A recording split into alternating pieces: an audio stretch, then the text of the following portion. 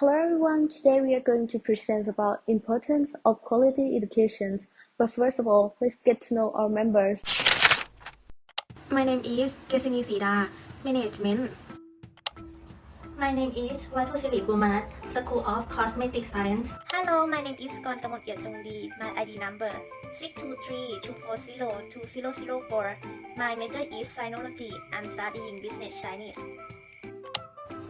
My name is Nan Saigon, student code 633-1305015. My name is Pilia Konfana, student ID 63317011040, School of Cosmetic Science.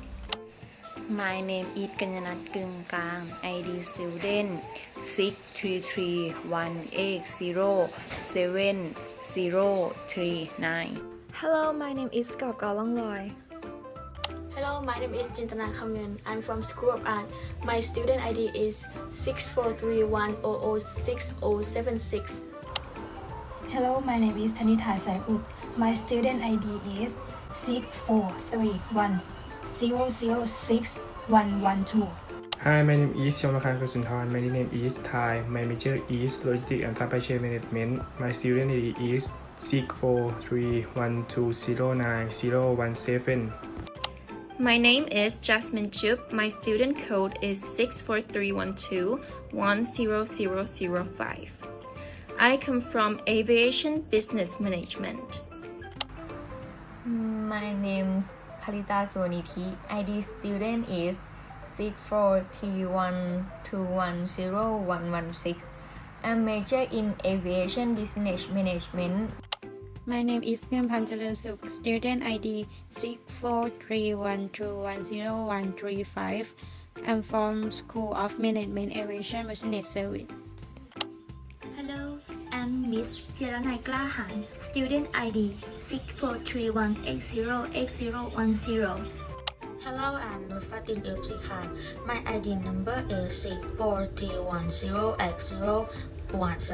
I'm studying Sci Health, major Occupational Health and Safety. I am Pachayakon Kimrat, student number 64321011014.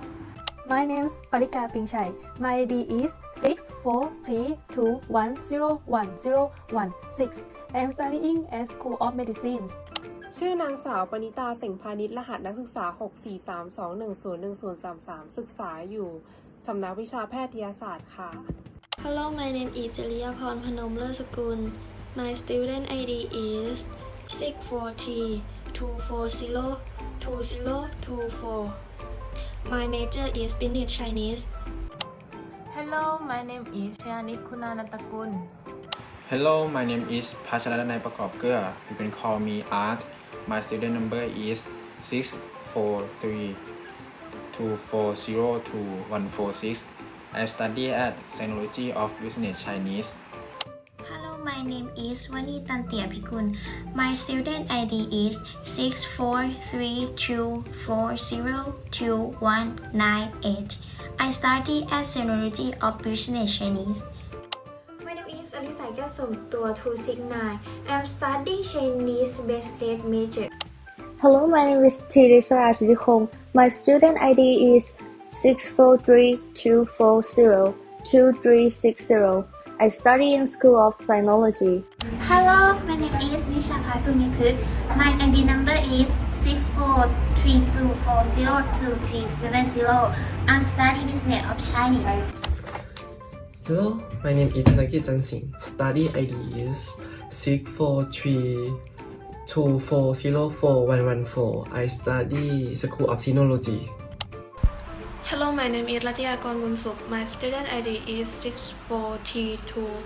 64324041149. My major is Chinese Language and Culture. My name is Thirakanda Bunpan, student ID 64325031109, School of Integrative Medicine, Bachelor of Traditional Chinese Medicine Program. Hello everyone, my name is Sitang Hongsi. I'm studying at the Faculty of Integrative Medicine in Physical Therapy major. My study ID is 64325031128.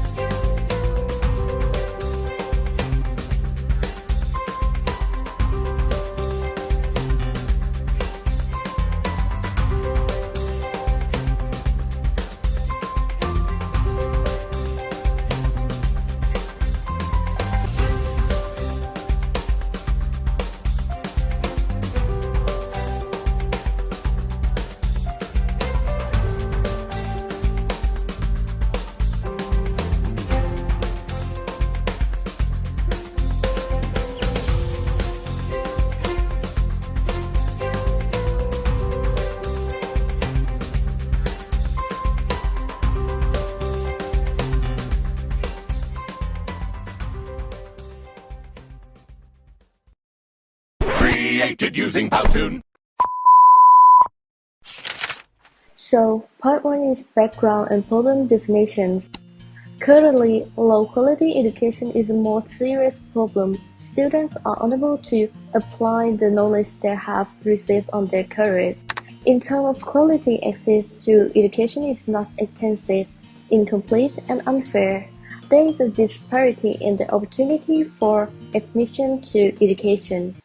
Okay, let's see the video about the problem of education inequality. Malcolm X once said that education is the passport to the future. But what if some passports are better than others, giving the holder access to better schools and teachers, and in turn, a more prosperous future? These inequalities have been around long before COVID-19, but the pandemic has both exacerbated them and made them more visible. While the standard of education varies greatly globally, education inequality happens at the local level in all countries. For example, only 4 out of every 100 children in Africa is expected to enter a graduate and postgraduate institution, compared to 14 out of 100 in South and West Asia and 36 out of 100 in Latin America.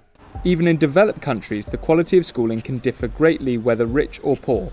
High national wealth, then, is no guarantee of high equality. The UK, Germany and the US are among the richest countries in the world, but all three rank poorly on an educational inequality league table of 41 of the world's richest countries. By the middle of secondary school, educational inequalities are worse than in other countries with much smaller economies such as Latvia, Spain and Estonia. However, research has shown that child development is linked with income. Unsurprisingly, the US and the UK have some of the highest levels of income inequality among OECD countries. In the UK, there has been a significant lack of social mobility since 1945. As wealth inequality has remained high, there hasn't been much change in how well British children are doing at school. In a 2019 report by the education coalition Fair Education Alliance, pupils from disadvantaged backgrounds in the UK lag their peers by more than 8 months in reading, writing and maths by age 11. Children from persistently disadvantaged backgrounds are 22 months behind by the time they finish their school career. Small progress has been made in helping some children almost beat the odds and overcome the barriers that face them, but the systemic underlying factors of our education system still remain, which mean we're not ever reaching the most persistently disadvantaged. So what are the contributing factors of education inequality among children?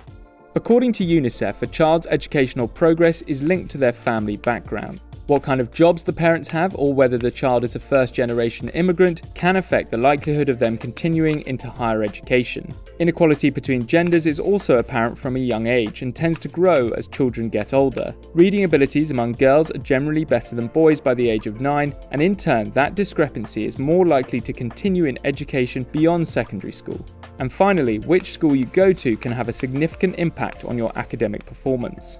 In many countries, the debate on inequality in education is seen through the prism of private schools versus state schools. The UK is home to some very famous private schools like Eton College and Harrow School behind me. Of the 55 British Prime Ministers, nearly half were educated at just these two schools, along with prominent actors, writers, scientists and royalty from across the world. To compare, the entire state school education in England of a young person starting from nursery costs an average of around $96,000. The annual school fees at Harrow, however, costs around $56,000 for just 1 year of a child's tuition. But even that is dwarfed by private schools in Switzerland, such as La Rose, which cost more than $135,000 per year.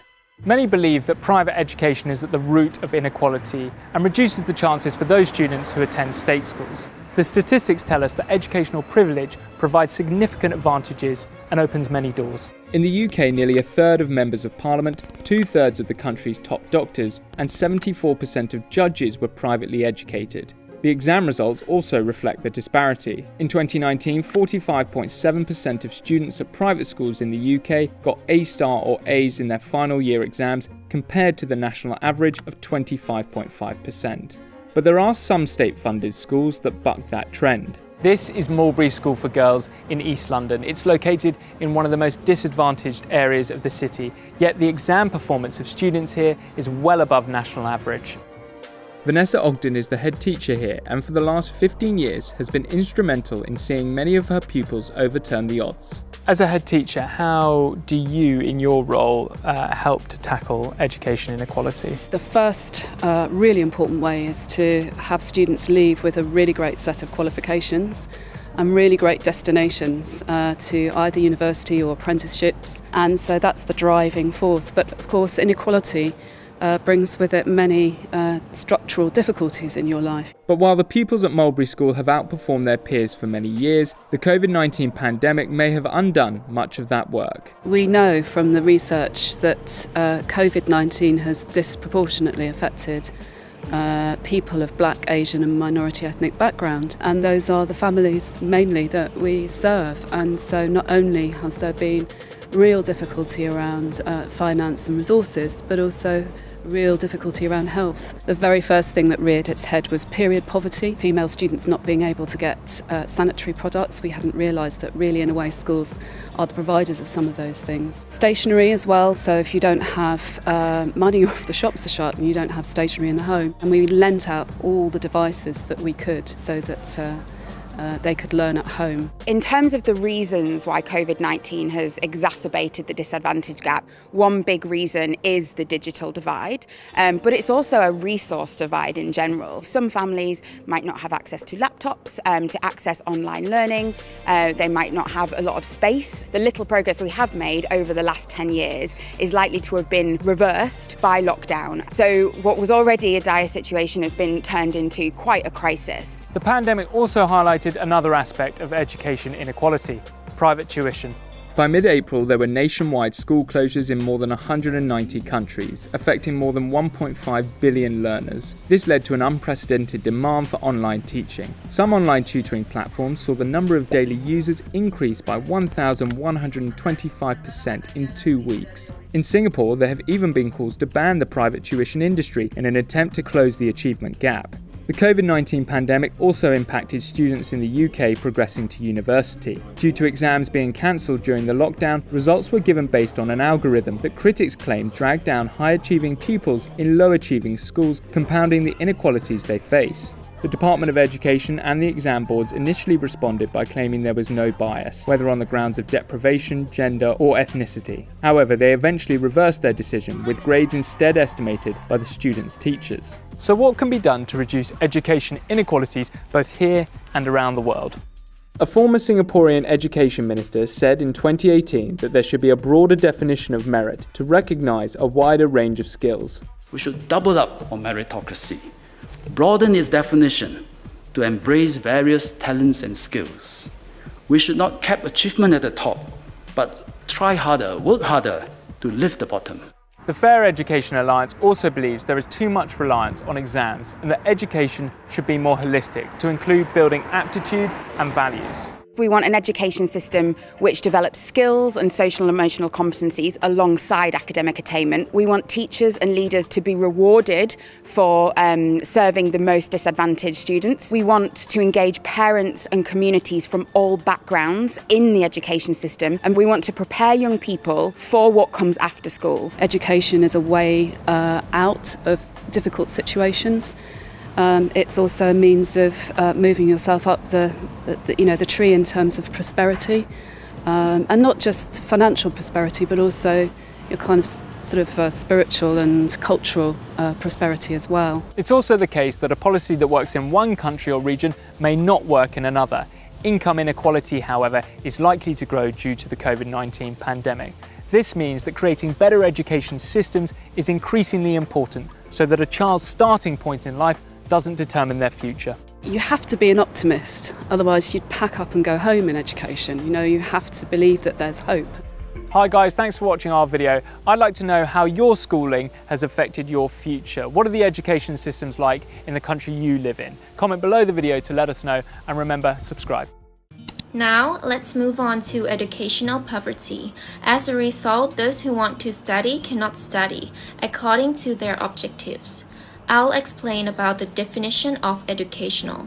The management of teaching and learning that is based on the learner is the principle, taking into account the suitability of the learner and the maximum benefit that the learner should receive, and learning activities that allow learners to play an important role in learning. Good quality of education. Education improves social and economic mobility. Also, education is the key to getting out of poverty and helping reduce inequality. Part 2 Project Objectives. To create more employment opportunity and qualification. To secure a higher income. To reduce the disparity in education system and to create modern society. To improve the economy. To provide a purpose and happy life. For learners to study the appropriate purpose that can be used in the practice or in the future. To enhance the basic knowledge necessary for life, such as scientific work in order to have knowledge to develop in the team. To work with quality and to be able to fit in well with society and to create oneself to be a good leader in work. For the knowledge and skill necessary to promote sustainable development and cultural diversity. Allow schools to align integrate fully with their community to support the educational development of their students. Part 3 Proposed Solution. Topic Educational Inaccessibility. Increase the budget for education more and more appropriately lead to the development of school building and school supply. Topic 2 Cost of study. Number 1 Decrease subjects that use memorization and adapt the curriculum to the students. Number 2 should allow students to choose subjects that they are interested in studying on their own. Number 3 develop a variety of educational management styles to be able to respond to differences between individuals. Number 4 eliminate the redundant and unnecessary exams. Number 5 improve the curriculum to suit the age of students and reduce the class time to allow students to engage in activities to develop other skills. Number 6 give important support and encourage the abilities of students in our sort. Topic 3 Educational personnel. Number 1 teachers should change the teaching approach from teacher-centered to student-centered. Number 2 create a teacher selection process that is verifiable in order to obtain quality personnel. Number 3 inviting talented people to be interested in being a teacher. Teachers should provide opportunity for students to have freedom of thought, increase the potential of the executive committee, teachers and educational personnel. Topic 4 Also, make each school equal in terms of education, increase the number of indicators. Only passing and failing criteria should be used for the compulsory course. Pay attention to the mental state of the student to avoid stress. Modify the classroom landscape to create a more adequate student in the classroom, not to be too many.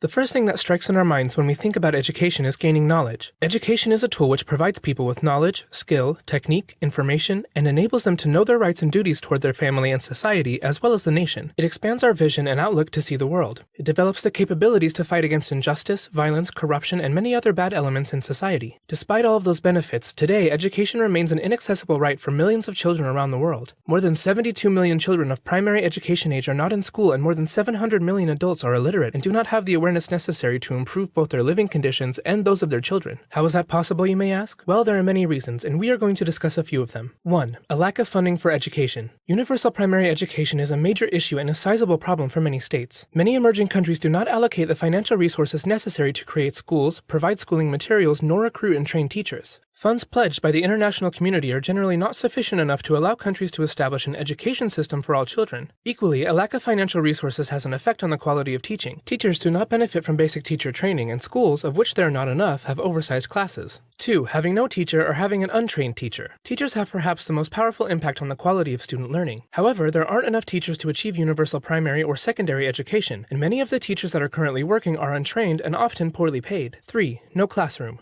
A child cannot learn without the right environment. Children in many countries in sub-Saharan Africa are often squeezed into overcrowded classrooms that are falling apart or are learning outside. In Chad, only 1 in 7 schools has potable water, and just 1 in 4 has a toilet. Moreover, only 1/3 of the toilets that do exist are for girls only. 4. Inequality between girls and boys. Today, it is girls who have the least access to education. They make up more than 54% of the non-schooled population in the world. This problem occurs most frequently in the Arab states, in Central Asia, and in Southern and Western Asia, and is principally explained by the cultural and traditional privilege treatment given to males. Whereas girls are destined to work in the family home, boys are entitled to receive an education. 5. A lack of learning materials. Quality learning materials serve as the backbone for classroom practices. Yet, textbooks are often in short supply, and those that are available can be outdated and irrelevant. When textbooks are poor, learning quality is compromised. Badly written and poorly presented textbooks prevail in many developing countries, and poorly trained teachers depend heavily on them. Poor textbook content can also hinder wider objectives such as social cohesion and even encourage social conflict, if, for example, it does not portray all social groups in respectful ways. 6. The exclusion of children with disabilities. In some of the world's poorest countries, up to 95% of children with disabilities are out of school. Students with disabilities have lower attendance rates and are more likely to be out of school or leave school before completing primary education. They are suspended or expelled at a rate more than double the rate of their non-special education peers. A combination of discrimination, lack of training and inclusive teaching methods among teachers, and a lack of accessible schools leave this group uniquely vulnerable to being denied their right to education. 7. Distance from home to school. For many children around the world, a walk to school of up to 3 hours in each direction is not uncommon. This is just too much for many children, particularly children living with a disability, those suffering from malnutrition or illness, or those who are required to work around the household. Many children, especially girls, are also vulnerable to violence on their long and hazardous journeys to and from school. 8. The expense of education. The Universal Declaration of Human Rights makes clear that every child has the right to a free basic education, so that poverty and lack of money should not be a barrier to schooling. In many developing countries over the last several decades, governments have announced the abolition of school fees, and as a result, they have seen impressive increases in the number of children going to school. But for many of the poorest families, school remains too expensive, and children are forced to stay at home doing chores or work themselves. Families remain locked in a cycle of poverty that goes on for generations. In many countries throughout Africa, while education is theoretically free, in practice, informal fees see parents forced to pay for compulsory items like uniforms, books, pens, extra lessons, exam fees, or funds to support the school buildings. To truly understand how serious these problems are, you need to know that research shows that until a country's population reaches a threshold of about 6 years of schooling on average, it remains trapped in a low-return economy prone to bad governance. And the New World economy is sure to bump this threshold up some more over the next 20 years. Globally, education can either be a great equalizer or a great divider. With all the problems that developing countries face, it will be difficult to ensure quality education for their population, but not impossible. Further, I will present you 8 solutions to improve the quality of learning. Number 1. Government response. Providing quality education requires building systems that deliver learning day after day in thousands of schools to millions of students. Successful education reforms require good policy design, strong political commitment, and effective implementation capacity. Of course, this is extremely challenging. Many countries struggle to make efficient use of resources, and very often increased education spending does not translate into more learning and improved human capital. Overcoming such challenges involves working at all levels of the system. At the central level, ministries of education need to attract the best experts to design and implement evidence-based and country-specific programs. District or regional offices need the capacity and the tools to monitor learning and support schools. At the school level, principals need to be trained and prepared to manage and lead schools, from planning the use of resources to supervising and nurturing their teachers. Number 2. Transform classrooms and diversify learning sites. Investments should be made in changing stagnant environments where students receive information passively into active environments where students direct their own learning in collaboration with teachers.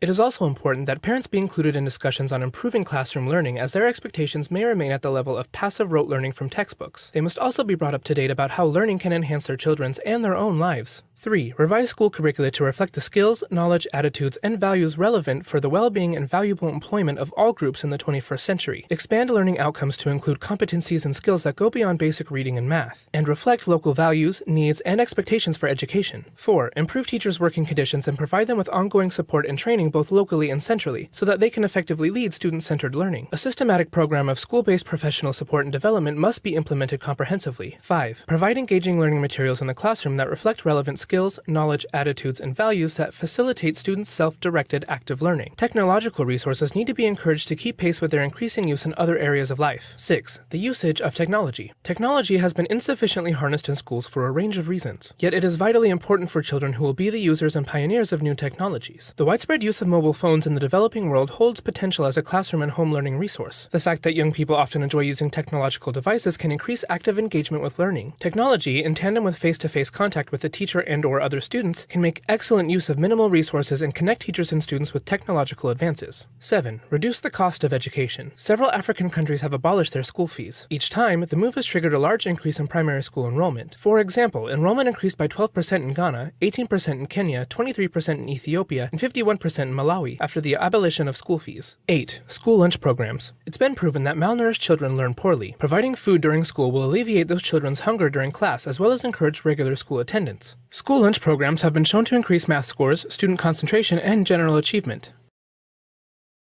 That brings the presentation to the end. Thank you for your attention.